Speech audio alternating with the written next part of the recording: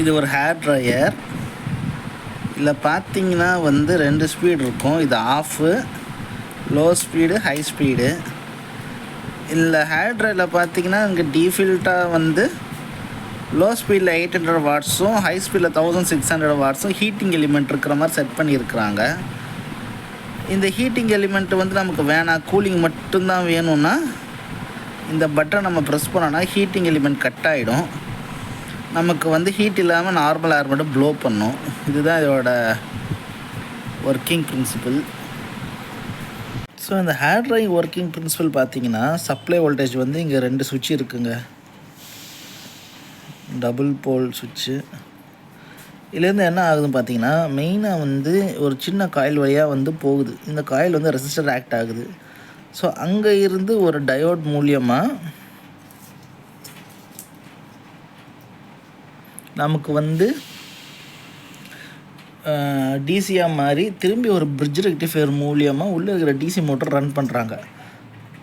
இந்த DC motor பார்த்திங்கன்னா இங்கே ஃபேன் இருக்குது இல்லையா, இந்த ஃபேன் வந்து உங்களுக்கு ஏர் ரொட்டேஷன் கொடுத்து நமக்கு வந்து வருது. இதுக்கு மேலே இந்த ஹீட் ப்ரொடக்டிவ்ஸ் லேயர் சிங்க் இருக்குது இல்லையா, இது இப்படி மறைச்சிக்குது.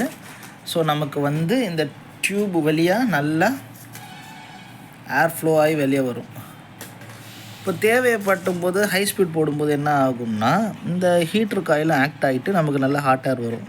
ஸோ பேசிக்காக இதுதான் வந்து ஒரு hair ட்ரையரோட working module principal.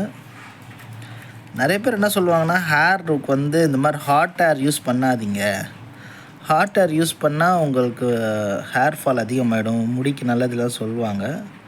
So உங்களோட நெசசிட்டிக்கு ஏற்ப பார்த்து கேர்ஃபுல்லாக ஹேண்டில் பண்ணுங்கள். ஸோ இதுதான் ஒரு பேசிக்கான ஹேர் ட்ரையர். இது நாலேஜுக்காக நான் ஓப்பன் பண்ணி உங்களுக்கு டிஸ்பிளே பண்ணியிருக்கிறேன். நீங்கள் யாரும் இதை ட்ரை பண்ணாதீங்க. இன்னொரு விஷயம் உங்களுக்கு ஆட் பண்ணுறேன்.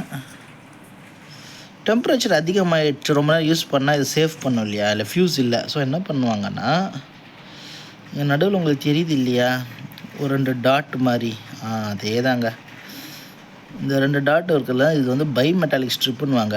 2 மெட்டல் ஒட்டிகிட்ருக்கோம். உங்களுக்கு தெரியும் இல்லையா, மெட்டல்ஸ் வந்து ஹீட் ஆனால் வந்து எக்ஸ்பேண்ட் ஆகும். ஸோ 2 டிஃப்ரென்ஸ் மெட்டல் இருக்கும்போது என்ன ஆகுனா, ஒரு மெட்டல் வந்து இன்னொரு மெட்டல் விட வேறு ரேட்டில் எக்ஸ்பேண்ட் ஆகும்.